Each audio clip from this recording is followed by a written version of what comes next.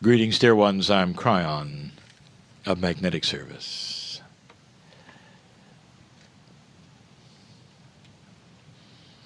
For the listener, we are in the island of Crete in Greece. Not too far, the ocean waves will crash. The wind is blowing. It's a beautiful afternoon.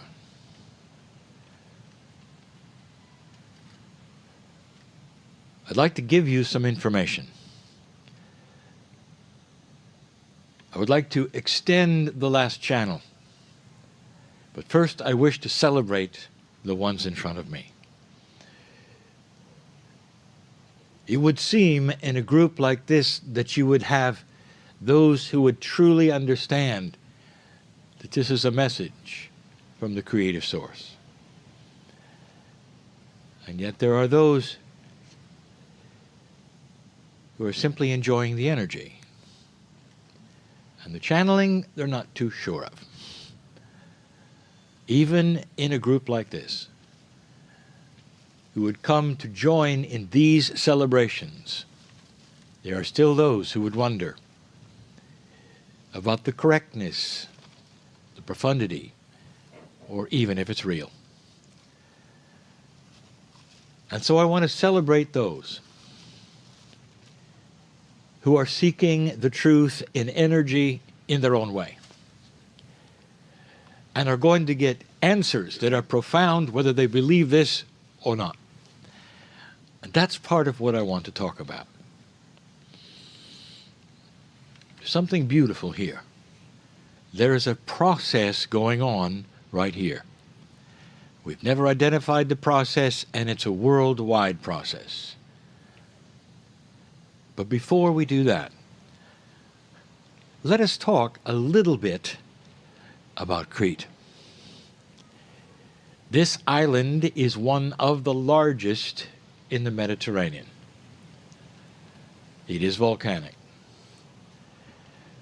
It is the seat, the origin, of Zeus. Take a look at the importance of this island to Greece. Now I want you to look at the importance of this island to archaeology for Europe. But what I'm going to tell you now, you may not be aware of. On this island were some of the oldest civilizations known to Europe. Right here. I want you to start connecting the dots yet again. Isn't it unusual that a civilization 6,000 to 7,000 years old would be here and not on the mainland?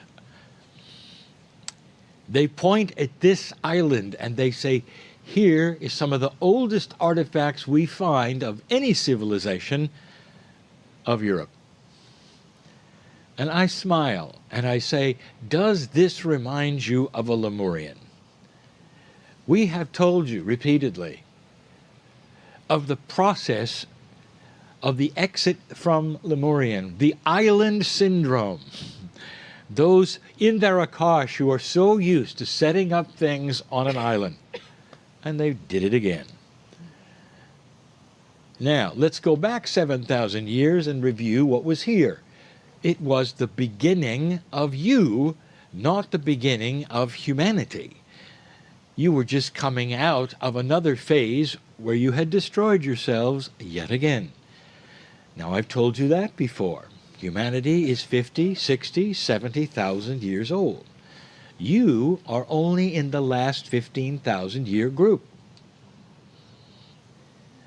If you want to know the oldest in Europe, the Indus Valley, if you want to call that Europe. And that's almost 13,000. And yet there was so much more before that. Humans will say, well, why can't we find it here? There were probably other civilizations before the one they discovered here, and that is absolutely true. An island has an interesting situation. It wipes itself clean with volcanic action, with waves, with wind, with rain, and very little remains after a certain amount of time. On an island, there's really no reason to dig. In fact, if you do, sometimes you'll only find water. And so there aren't many ruins on an island. So there may never be a credible validation of what I'm telling you. So let's just go with known history. Again, I ask, isn't it interesting that the civilization here was the forerunner to most of Europe? Isn't it interesting that Zeus, being one of the major, if not the major gods, was here? The mythology has then the top chief here on this island. That's something else to look at. Why wasn't he on the mainland? All of this leads me to something. Things are not always as they seem. I would like to take you on a trip. And the trip is one of realization. On the planet at the moment, you have major belief systems, less than 5. Each one of them competes for that which they say is the way to God. Each one. In a linear fashion, they build boxes around this, and each one says that they have the only way to God.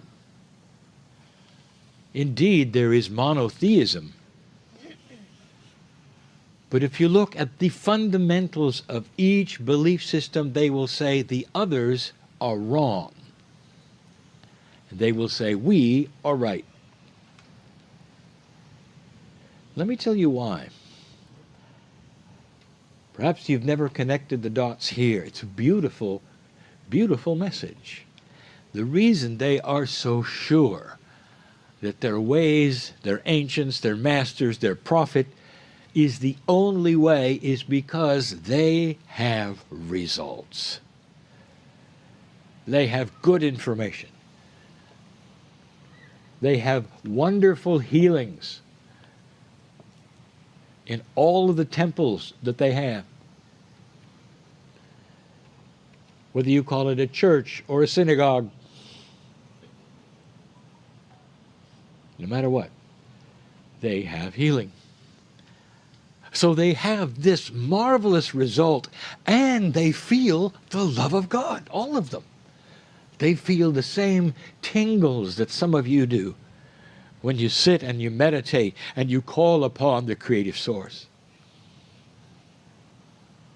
They may be facing a certain direction on a prayer rug. Believe me, they feel it from head to toe. And each one of them says, because of that, they know they've got the source. They're told, by the way, not to look at the others.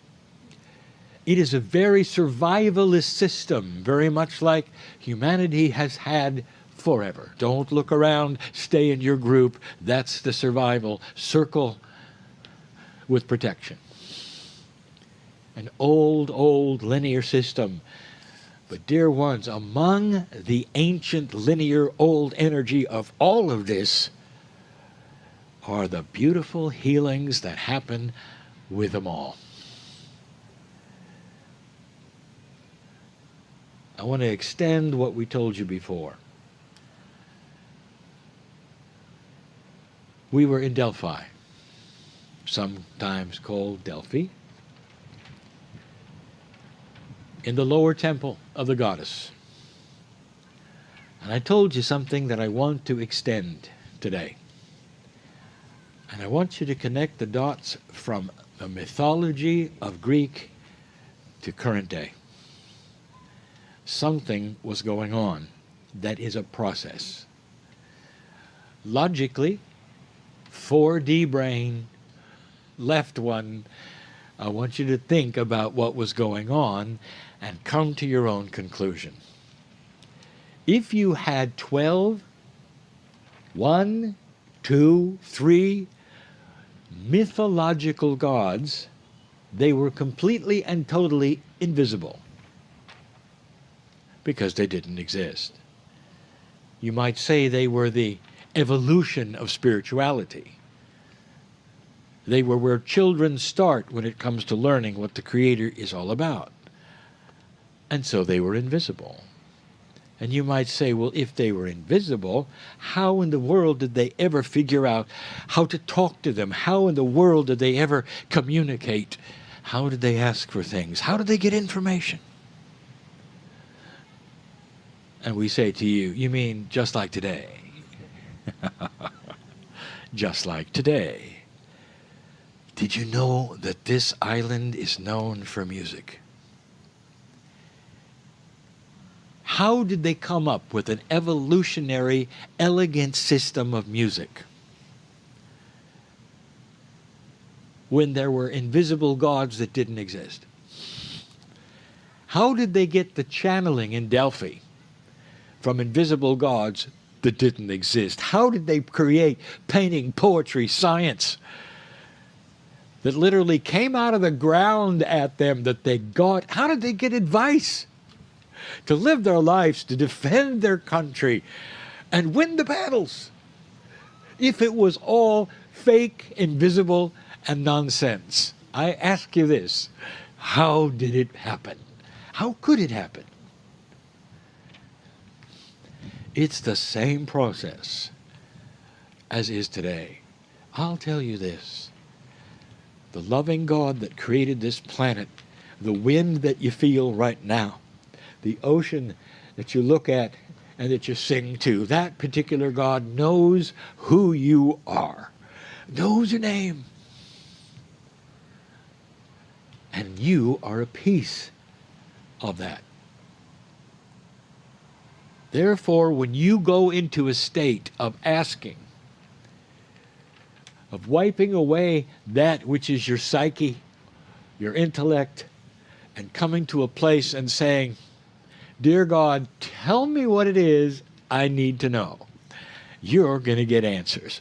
And it doesn't matter who your prophet is. I want to remind you that the masters and the prophets were all connected to the same source.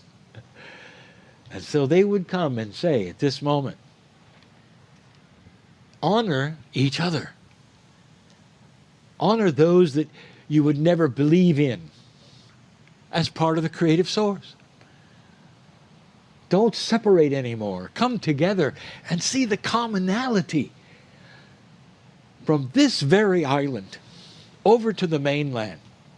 All of those thousands of years ago, literally, the process was the same. Human beings gathering and talking to an invisible source. Oh, they had names for them, it doesn't matter.